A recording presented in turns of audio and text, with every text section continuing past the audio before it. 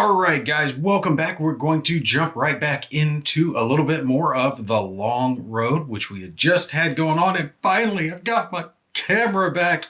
It took forever and it was miserable and it was horrible, but it's finally over and I can start filming again. It was definitely a miserable experience. I'm probably going to make a video blasting these people because they were horrible. Anyway. We're going to jump right back into where we left off. We had finished almost everything about the turn with the exception of Katrina here, who had come running in. And she is jumping in to take care of Hudson, who just got the crap smacked out of him by the head lichen. Now, here's the one thing when it comes to Katrina. She gets a bonus when she's attacking lichens. In this scenario, she's equipped with silver weapons and all the other stuff. So her attack factor, ranged, and close assault factor is doubled. Because normally, these two would not be even close to even.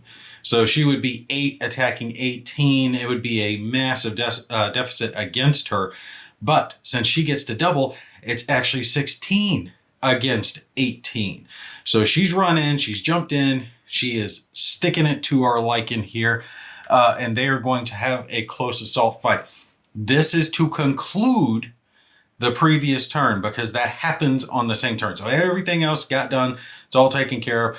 But as far as this goes in the timing order, it happens right after this little part is done. But for ease, we went ahead and finished off the rest of the turn with the exception of this. Now, she's got a lot of the same special abilities that the lichens do. She's brutal, she can regenerate, she's got frenzy, she's got bloodthirsty.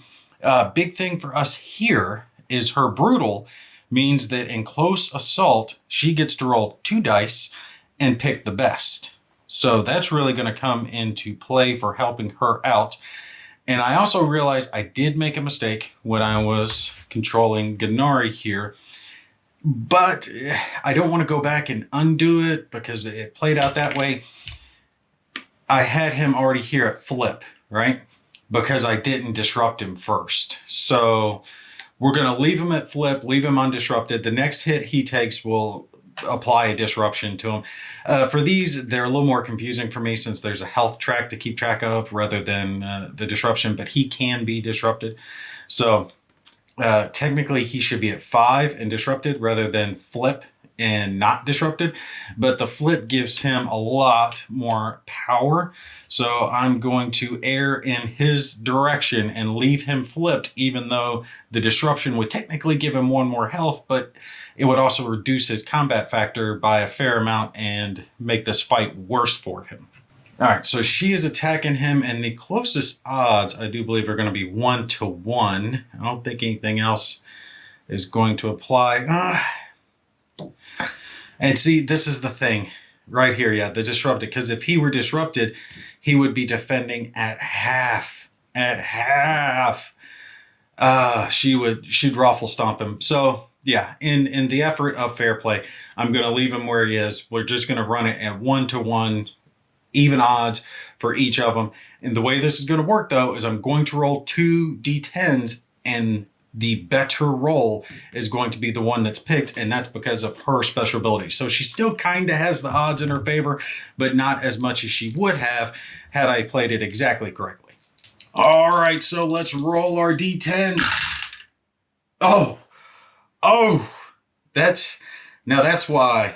That right there is exactly why that brutal special ability is so brutal, because the 8 is really bad for her, but the 0 is really good for her. So she ends up coming out on top on 1-to-1. She is going to take 1 hit.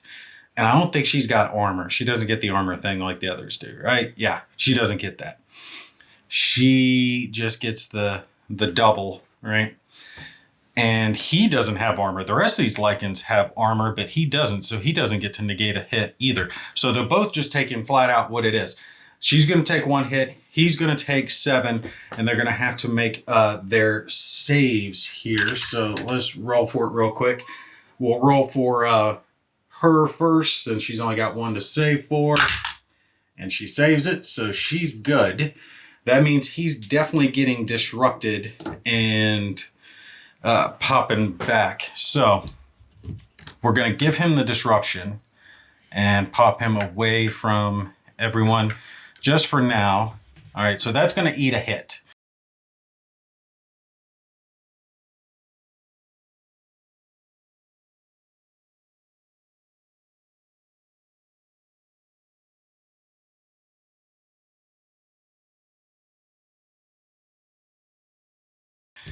The disruption is going to count for 1, just flat out, because he should have had that earlier. So I'm going to leave that and give him the actual disruption. And then I believe we've got 6 more he's got to roll for, and his morale is 4. So he's looking for 4s and under. All right, let's roll for it. He saves. And he saves 1, 2, 3. He saves 3. Good God, he got 3 9s. That is horrible. Oh, he got beat up. All right, so he saved 3 of them. He's eating 3. He already got the disruption. He's at flip now, so he's going to go 1, 2, 3. And that will pop him down to there. But he will automatically take away the disruption on the next one. Undisrupts if disrupted, or if not, regains 1 health. So he will undisrupt automatically in the rally phase of the next turn. But he's probably got to run. That boy's got no health left. All right, so that will finish us out for turn 2, I believe. Let's see, aid and focus, we don't have to worry about. Housekeeping is simply this, because I can't do the 1-button press of the computer, which I really miss because that's so nice. All right, there we go. Boom. Oh, and just FYI, I've got some cool digital stuff coming up for you guys soon as well. Make sure you guys stay tuned for that. A couple of previews coming down the pipe. All right, so that's our housekeeping phase and focus, and now we just got to move our turn record. So now we are on turn 3, but there's only 6 turns. The Soviets, they're going to do good. They're going to get torn up. But I just don't think the Allies are going to have enough time to get over there because Gennari over here slowed them down so much. All right, so we got to determine our initiative between good guys and bad guys. So Allies, they get a 5 and a 1 for the Soviets. So the Allies get to go first for our initiative. All right, we're going to do some movie here. Okay, well, we got to attempt to unrally or undisrupt. These guys will undisrupt automatically since they have regeneration. She's not disrupted, don't have to worry about it. And now we just have to worry about for both of our guys, both Hudson and Tiny are disrupted and reduced. So let's see if we can get them rallied. Tiny first. Tiny, are you going to undisrupt? And, oh, that was a 3. I want to give it to him so bad, but I can't. Come on. Oh, he still got it. Look at you. Look at you, boy. Good job. And sorry, I bumped my camera. All right, so let's roll for Hudson. Hudson, what are you doing? Rally for me. Yes! Hudson pulls it back. Perfect. And that's exactly what I needed. All right. Hudson and Tiny have rallied. And how many heroes can you have in a hex? I know you can have 2, I believe, in a hex. Yeah. You can have 2 in a hex. At least, I don't think you can have 3. So, yeah, that's not going to work. Okay, so I believe that is all of our rallying. Everyone has rallied. There's no one left who's disrupted because half of them were automatic, and these guys lucked out on their rolls, so they're good. That brings us to the fire phase, and I think most of the Americans are not going to fire because they've got to boot and scoot and try to get moving up over that way so they can get at least something, at least one of those objectives over there. So Tiny, will you move? No, Tiny will shoot. Yeah, we could shoot with Tiny and maybe the recon here, right? Get a crossfire going, seeing if we can get some bonuses. I probably have recon shoot first since he's got the shorter range. So none of them are going to get... Ooh. Actually, orange here, because he's just 2 X's away, he could get the short range bonus. So if I give him the short range and the flank bonus, it behooves me to shoot first with recon. And then I'll probably move the rest of the Americans. I'm definitely going to take Hudson and stack him with Katrina. We know that's going to happen, so do that just so I don't forget. Not the wreck, I need the move. Because I don't want to accidentally add his firepower into it, because I want to keep control of Katrina before she kills any of the Americans, because if he's not stacked with her, he will kill her. All right, I'm doing that out of phase just so I don't forget. But yeah, we're going to have recon fire first onto Gennari here, and then Tiny will fire if the recon doesn't kill him. He's only got 1 health left anyway, but he'll get a couple of bonuses since it's flanking fire and short range. That will work. So recon, he's going to be on the 2 column here. Not a whole lot of good that can come from it. He doesn't have any bonuses going for him. Range 2, which is just normal range for him. Look at that. I got the 0 too. Come on, man. That's so horrible. All right. What'd you get? 3? 3 ain't bad. 3 ain't bad. All right. 3 gets 2 hits. He has to survive both of these. All right. What can you get? What can you get?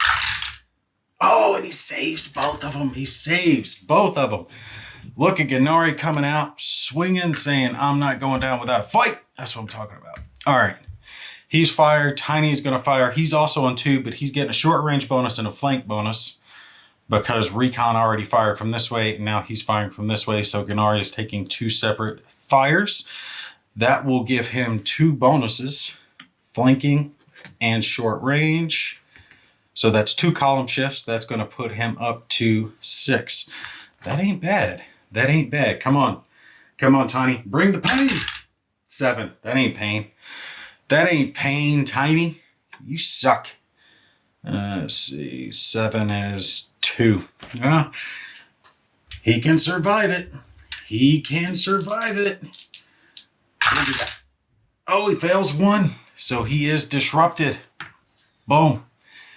All right. And I might make a judgment call with Gennari, pull him back a little bit, let him heal up so he doesn't take as much hurt. All right, so that's the fire phase done over here. And again, I should be going back and forth, but I'm not because I'm stupid. But again, it's these 2 factions aren't really fighting each other yet. They're just targeting the Lycans. The rest of these guys are not going to attack because they're going to move. So we'll conduct some fire attacks over here.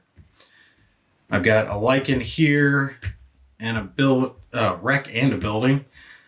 He's got 2 that can flank him. That one's still there. And then I got a Lycan down here that has some guys on him. So we'll have the infantry fire. He gets a short range bonus, but there is some defensive stuff. So let's see. Fire combat shift to the left is 3. Let's see what wreck does. Where's wreck? Wreck is 1. So movement is per other train. No per other train. The hex limit 1 per hex. Blocking it's not. So do I add both? Because the wreck's there. I don't think I add both. I'm gonna look that real quick, see if I can figure it out. You know what? I can't find out whether or not it says it just says per train and the hex. So you know what? We're just gonna give them both. Wreck and building. So that's going to be 4 column shifts left. He is short range, so he's getting 1 column shift to the right. What is he? 6? Yeah, he is 6. He's got pretty decent firepower. So that's ultimately 3 column shifts left because he's getting 4 negative, 1 positive. So net of 3 left. It's going to be 1, 2, 3. Ooh, that pops him all the way down to 0. It's horrible. All right, so he's rolling on the 0 column. And I got to stop bumping my tripod. I apologize. All right, let's roll for him. See what he gets. 9. That ain't going to be shit. I'll tell you that right now. Yeah, that's nothing. Damn. That terrain is really helping him out. We're going to conduct another shot here. It's going to be the same thing, except he's going to be getting a flank bonus instead of the short range bonus. So it's going to be the exact same because he's getting 1 positive and he's getting 4 positive in his favor. So it's 3 net negative for his shot. Let's see what he's going to get. 6, which again I think is nothing. Yep, still nothing. So they both fired with absolutely no effect. That sucks. Okay, and we got 1 shot left way down here in the bottom. And yeah, BTR can't help because there's blocking terrain between him. That's horrible. They're getting torn up by that. But I almost don't want to put them in the same hex because then the Lycans will just move in the hex and just tear them apart in close range combat. Having the 2 Lycans over here spawn so close to them really just messed the Soviets up. Because if the Lycans had spawned over here, the Allies couldn't have come in. But I mean, with 3, it was about as fair as it could get. The leader over here versus the 2 troops of Lycans over here. But the Allies got the vampire to help them out, which was just a huge swing. But the Soviets do get to start on the objective, so that makes a difference. All right. Forest. That is 2 with a 6 addendum. Do not receive any... Okay, he's not taking a mortar barrage, so he's getting 2. He's getting 1. So it's 1 net negative, so he's going to be rolling on the 4 column here. And let's see what he gets. 7 is probably going to be nothing. 1, and that's negated by his armor because they negate 1 hit. So that's nothing. Damn. All right. Let's mark him as fired. Need another fired marker. Place that there. And I believe that's all the shots that can be taken. And again, remember, I'm supposed to back and forth between each side, but it just hasn't come up into play yet to be relevant, so I haven't worried about it. All right, we've done our fire phase. Now we do our movement phase. Again, you bounce back and forth, but I do one side and the other because it's easier. They move together because I want them moving together. He has 1 movement point left. They are going to use that to move away because now that I have her stacked with Hudson, I can move them together. And I definitely want to get him away from her. If Hood jumped out, I could have the Humvee transport them. And I think that might be my best bet. Yeah. Okay. So he's going to unload and go boom. Max amount of movement that he can get. Where's my move markers? Because half of his movement is taken by the unloading. The rest goes to there.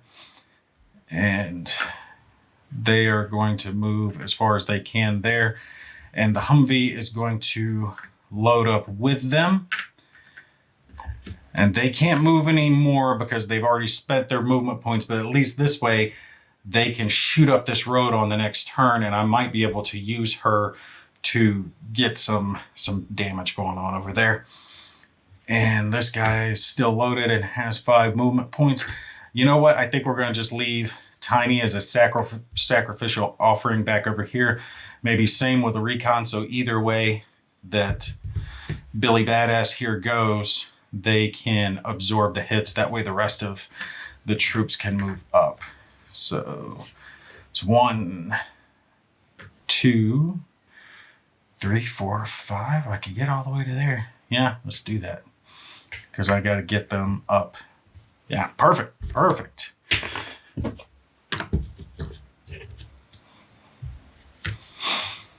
All right, so these 2 are on the road. Probably going to leave recon. I would like to take the recon with me. I could pick them up, but that'll slow me down 1 more turn, and I'm burning out of turns. I've really got to get the Americans over there as quick as possible, so they're probably going to stick with that. As far as the Soviets go, the only movement I got to debate is, do I want to move the BTRs to where they can put some hurt on them? And I kind of like the idea of them sitting on the objective, because if they sit on the objective, they hold it. And that means that the Americans are forced to come up. If they move over, then the Americans could get a shot off, or a Lycan can move up on them. And then it's an open objective to where the Americans could just roll in and take it. So I'm probably going to sacrifice the infantry to attempt to slow down the Lycans and leave the BTRs on the objectives. So that's the movement there. Those guys aren't going to move. So now it's our Lycans movement. And the only one we have to roll for is, he's going to have to be rolled for because he's either going to go here to attack or he's going to go this way to attack. This one absolutely will go down here because this is an objective and an enemy. So no matter what, this will be the way he goes. And it's whether or not I make a judgment call here for him because he's only got 1 health left. What's his movement? It's 5. I'm just thinking I could make I don't want to make the judgment call on him. I don't want to make the judgment call on him. Yeah, I gotta let the die do it because he's either going to go this way towards the objective or he's going to go towards one of these Americans. So I'll let the die decide. All right, he's going to move for his attack, so we'll place him there. This one I will roll for to determine which infantry he's going to attack. So this is going to be 1, 2, 3. This is going to be 4, 5, 6. Oh, I was kind of hoping he would go this way because it would create a nice little choke point here for the Americans to have to slide through, but that ain't going to happen. So he's losing all this bonus.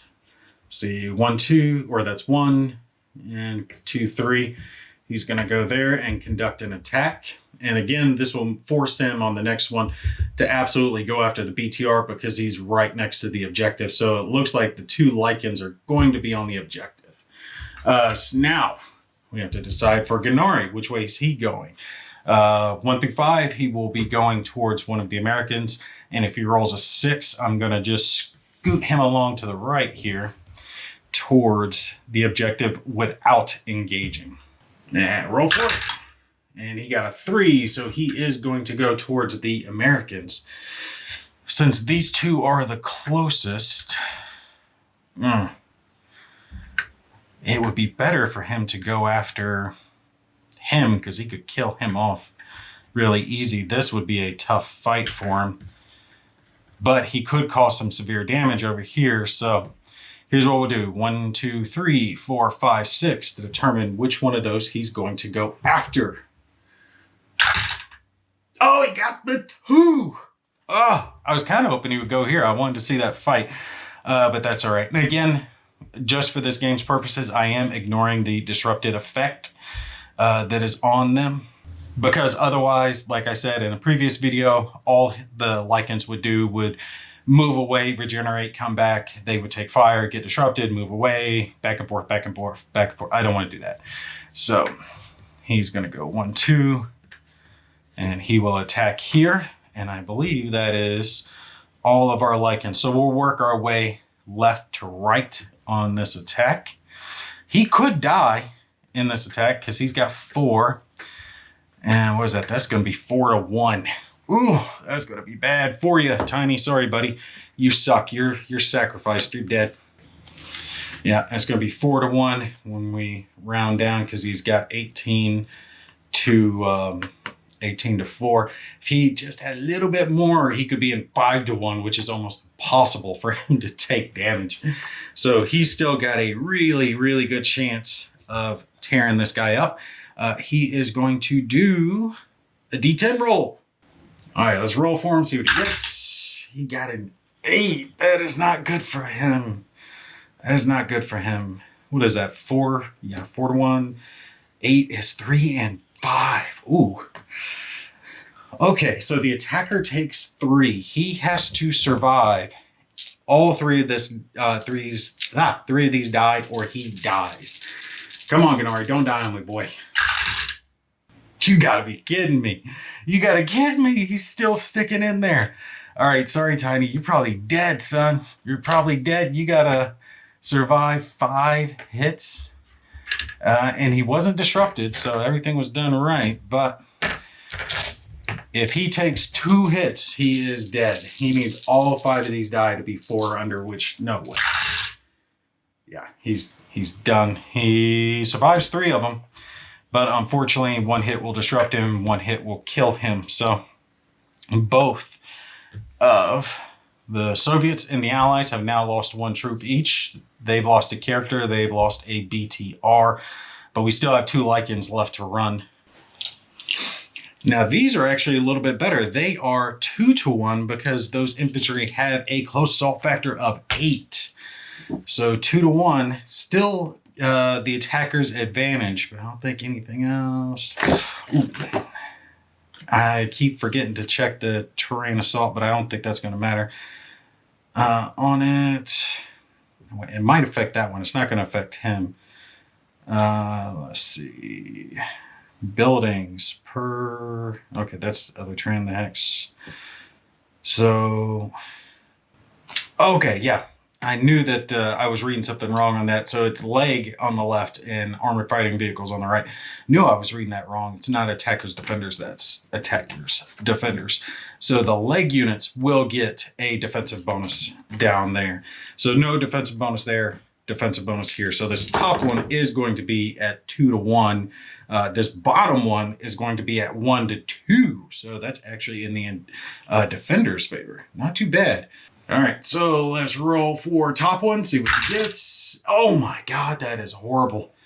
2-to-1 at, 0 is 0-to-8. That's bad. Okay, we're gonna do this in 2 sets of 4. The Lycans don't even have to worry about it. The Soviets have a morale of 3, so they have to have 8 rolls where their 3 are under. Odds aren't looking good. That's... Okay, he's disrupted and reduced and killed. He failed those 3. I don't even need to look at the rest. Failed that one, so yeah, he's dead. He's dead. All right, so Lycans are tearing up the Soviets, but the AFVs here, they can't attack on every time. They only get a 40% chance of doing close assault. So those BTRs have a good chance of sticking it. Down here, much worse combat going on. It is at the 1-to-2 table because of the 2-column penalty that they are getting. So let's roll it, see what our Lycans are doing on this one. Got a 4. A 4. 1-2 is going to be about even. Yep, 5-to-3. So Lycans have to eat 4 because they get to ignore 1, and the Soviets have to eat 3. So the Soviets could potentially die if they fail their rolls again.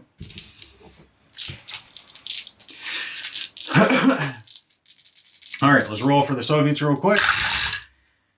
Or the Lycan, excuse me, rather, because I rolled 4 dice. He passed 3 each one, so he's going to be disrupted. And, oh, grabbed the wrong one. And I'm not putting him there just yet. It depends on how this goes, on whether or not he's going to be back or not. All right, so let's roll 3 dice this time. And so passes 2. He gets disrupted. All right, they're sticking in it. They're sticking in it. I'll be damned. They're hanging tough. They're hanging tough, but the Lycans are hard to kill in close combat because he gets to automatically heal that disruption. And if the Soviets don't pass their morale check on the next turn, if the Soviets don't pass their morale check in the next rally phase, then they're going to be defending at half value, and that's going to change that combat to a 4-to-1, and then with 2 penalties, they'll be at 2-to-1. So definitely be in their advantage.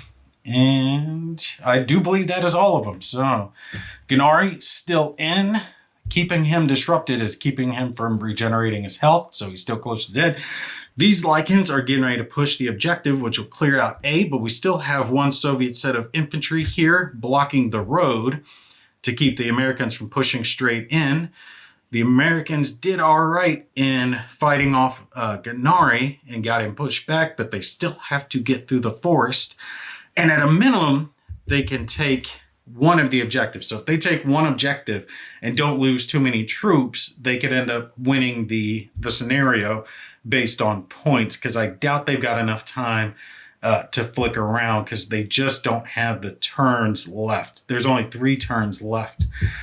So let's see, even if they're moving, let's see, at 5s, 1, 2, 3, 4, 5. Yeah, it's going to take them 2 turns just to get there, unless the Humvee can really boot and scoot. They can get rid of this. That might be all right, but I got a feeling the Soviets might hold.